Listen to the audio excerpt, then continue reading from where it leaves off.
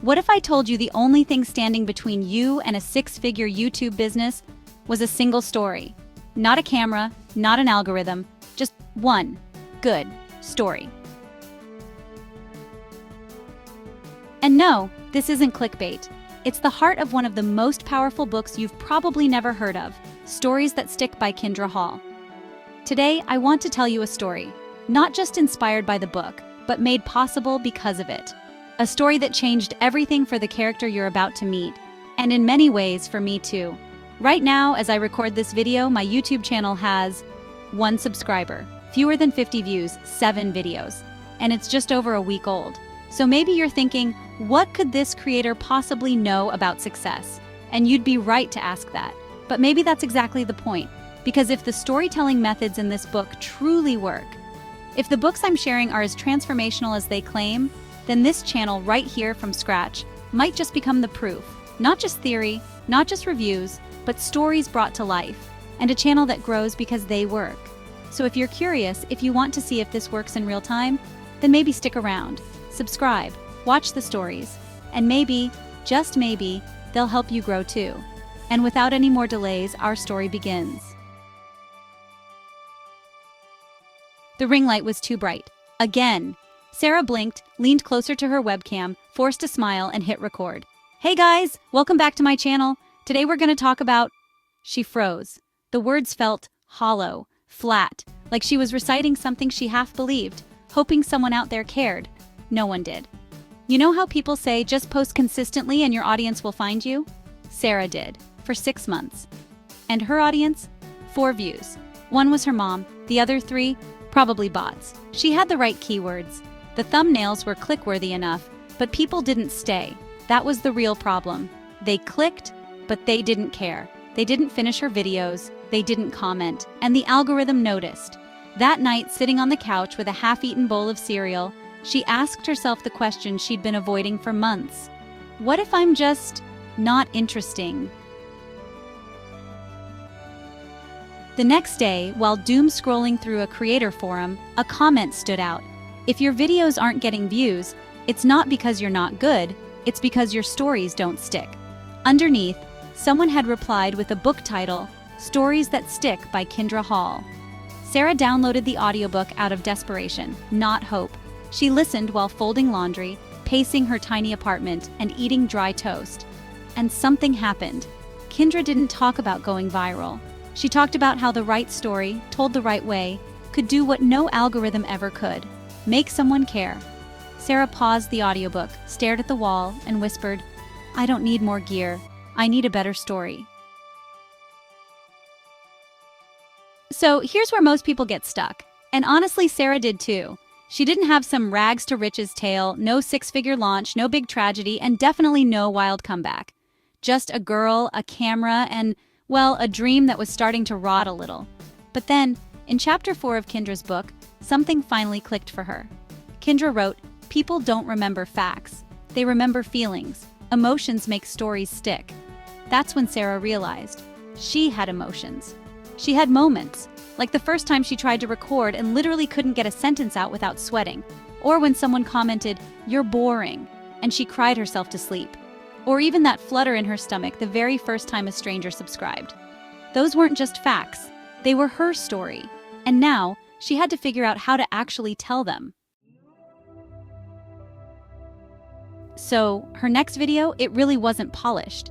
It didn't start with that usual, hey guys. Instead, it started like this. I almost quit last week. I thought I wasn't cut out for this. But then, something happened. She told the story. Not just the facts, but the feeling behind it. She didn't pretend to be some kind of expert. She was just, real. The video didn't exactly blow up, but the average watch time, it doubled. And the comments? They were honestly heartfelt. One person even wrote, I felt that. You just described me. Sarah just sat at her desk, hand over her mouth, and whispered, it worked. Sarah thought she'd finally cracked it.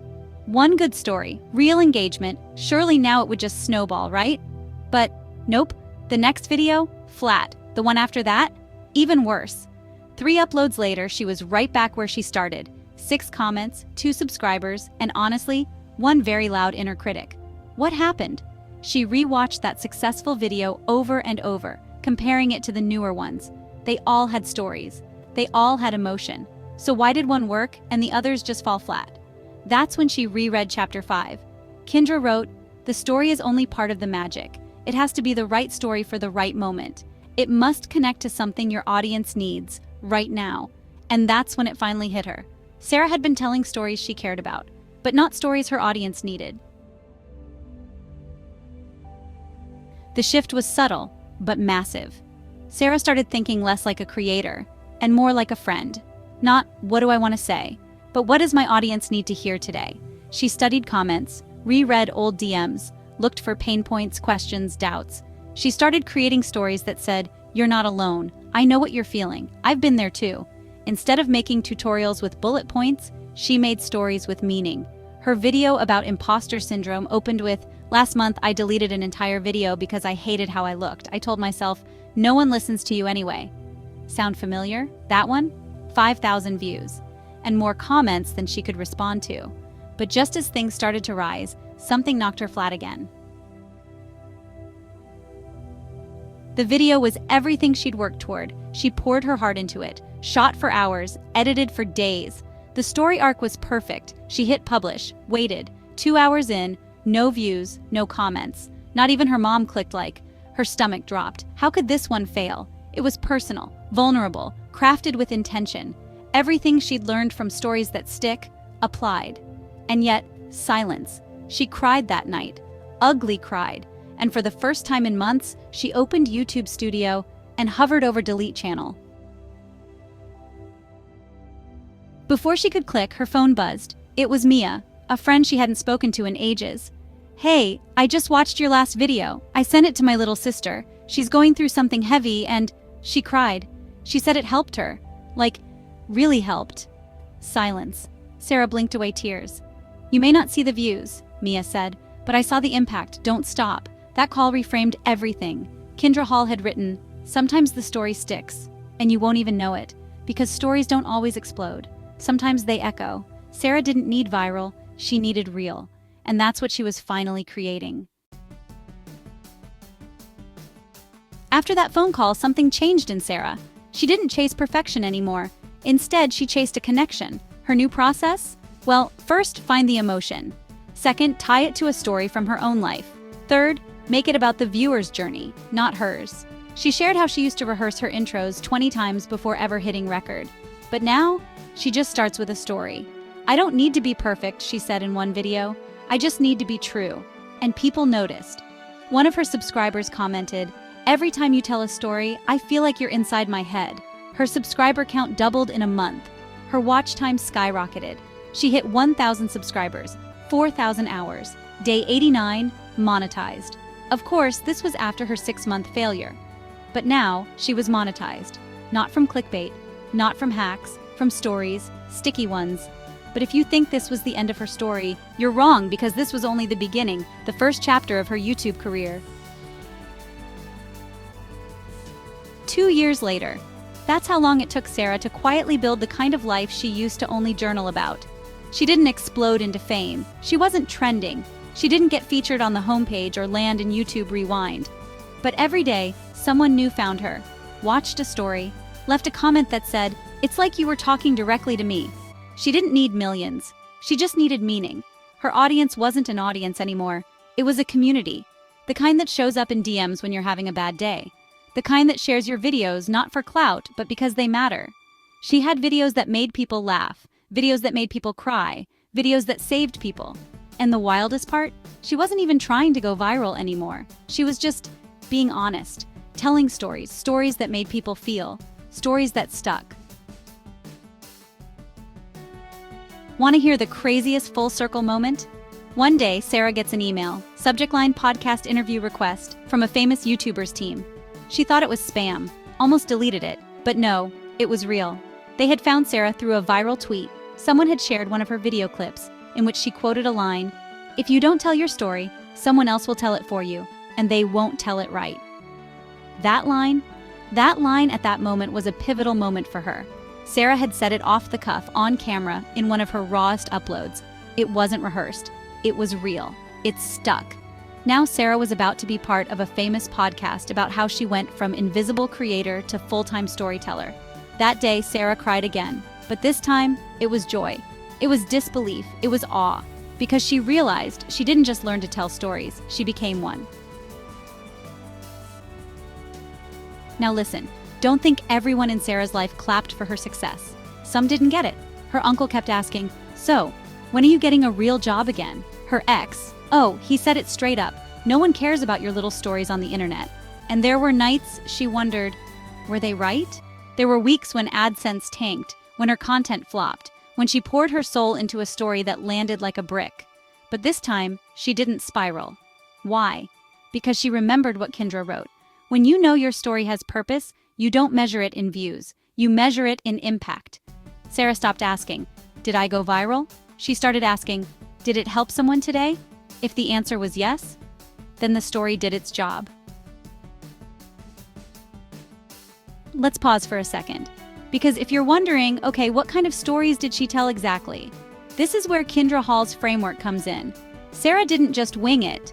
She used what Kindra calls the 4 types of stories that stick. The value story, to show her viewers why her message mattered.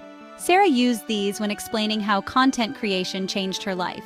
The founder story, to show people where she came from. She told the story of her first camera, bought with birthday money at age 29. The purpose story, to reinforce why she does what she does. She told a raw story about almost quitting and being saved by a stranger's comment. The customer story, to share how others changed after hearing her story. She'd read viewer comments in her videos.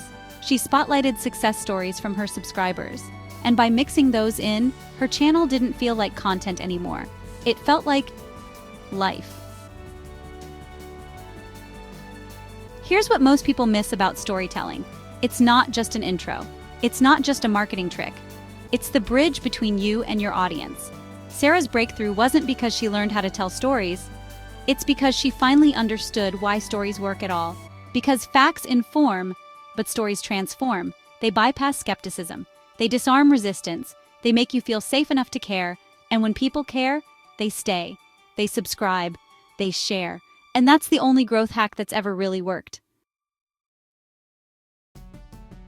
So now, from one creator to another, if you've been struggling to grow, if you feel like no one's listening, if your channel is one upload away from deletion, please don't give up yet.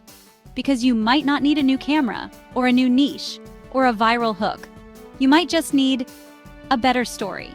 And not the kind you fake. The kind you've already lived. The ones you're afraid to tell. The ones that feel too small or too personal. Those are the ones that stick. And if you need help finding or crafting them, start where Sarah did. Start with Kindra Hall's Stories That Stick. Sarah's story didn't start with a bang. It started with a whisper, a shaky voice behind a too bright ring light, and a single viewer who didn't click away. It grew, not through hacks, but through heart. And now, 2 years in, a business later, and a podcast invite from her storytelling hero, she still believes the same thing she did that first night she almost quit. If just one person needs your story, you have to tell it. Because they're waiting, and they're ready. Maybe that one person is out there right now, scrolling, searching, and maybe it's time they found you. Subscribe for more stories like this, and let me know in the comments if you prefer the book reveal up front or some mystery where I reveal the book title until the end.